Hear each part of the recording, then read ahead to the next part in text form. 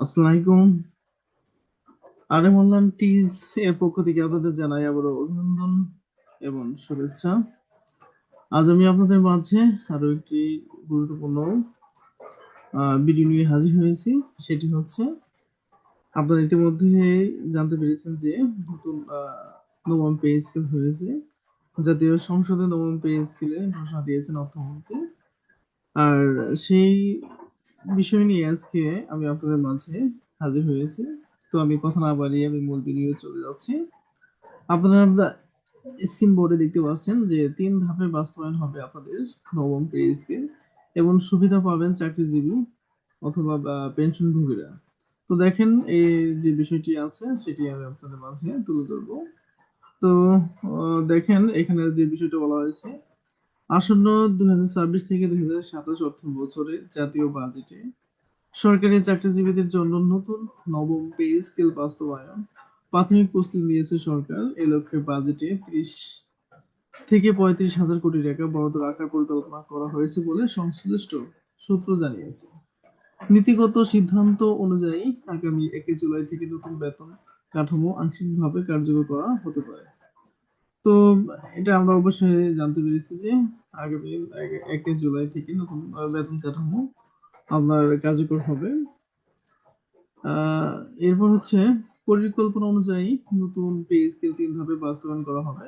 প্রথম ধাপে 2026 থেকে 27 অর্থ বছরে মূল বেতনে উল্লেখযোগ্য অংশ বাড়ানো হবে, যা সর্বোচ্চ 50% পর্যন্ত হতে পারে। দ্বিতীয় ধাপে 2027 থেকে 28 অর্থ বছরে অবশিষ্ট বেতন সমন্বয় করা হবে। আর 2028 থেকে 29 অর্থ বছরে বাড়ি ভাড়া, চিকিৎসা ও যাতায়াত ভাতা সহ অন্যান্য সুবিধা নতুন কাঠামোর আওতায় এনে পূর্ণাঙ্গ বাস্তবায়ন সম্পন্ন করার লক্ষ্য রয়েছে। নতুন পে স্কেলে একটি গুরুত্বপূর্ণ দিক হলো বিদ্যমান 20টি গ্রেড বহাল থাকবে, রেখে বেতন বৈষম্য কমানো।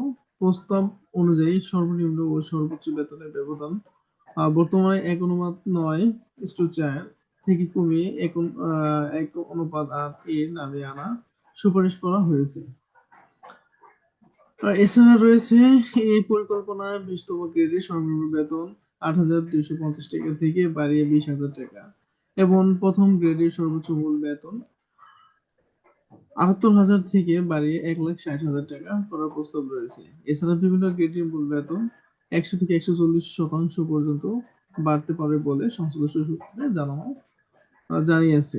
বিশেষ করে 10ম থেকে 20তম গ্রেডের কর্মচারীদের জন্য নতুন যাতায়াত ভাতা চালুর বিষয়টি বিবেচনা রয়েছে।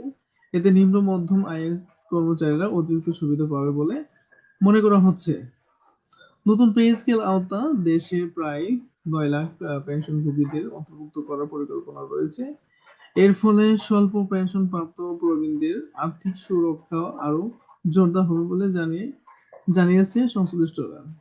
অন্যদিকে বর্তমানে কার্যকর 10% মহার্ঘ ভাতা নতুন বেতন কাঠামোর সঙ্গে কিভাবে সমন্বয় করা হবে তা নিয়ে অর্থ মন্ত্রণালয় সচিব পর্যায়ে একটি কমিটি কাজ করছে। তাদের সুপারিশের ভিত্তিতে এই বিষয়ে চূড়ান্ত সিদ্ধান্ত নেওয়া হবে। তো এই ছিল আপনাদের জন্য আজকের ভিডিও।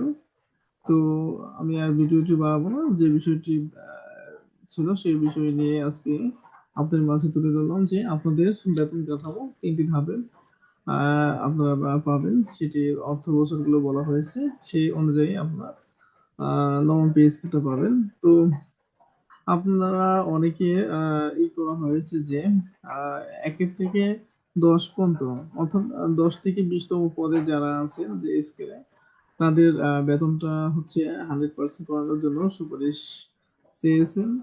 এবং দেখি এটা কতটুকু বাস্তবায়ন হয়। পরবর্তী নিউজ আসলে অবশ্যই আমি আপনাদের মাধ্যমে জানাবো। তবে ভালো, আপনারা সবাই ভালো থাকেন, সুস্থ থাকেন, এই বলে আমি শেষ করছি। আল্লাহ হাফেজ।